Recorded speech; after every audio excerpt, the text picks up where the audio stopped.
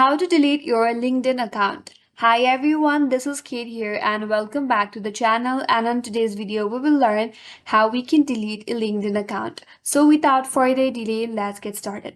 For that, first of all, open up a browser and head towards linkedin.com and make sure that you're logged in with your preferred account. Once you're logged in, head towards your profile icon from the menu bar at the top and then click on your profile. Now head towards settings and privacy. Now under settings and privacy, you must be under the account preference section and then scroll all the way to the end. Under account management, there is close account option. Click on it. Here, click on continue.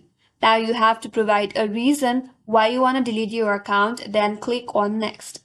Now you'll be prompted to enter your password. Make sure you type in your correct password linked with your account and then click on done. After that, your account will be permanently deleted or closed. That's it, and that's all for today's video. Hope this video was helpful, and if you are new to our channel, consider subscribing. Thanks for watching and stay tuned for more videos.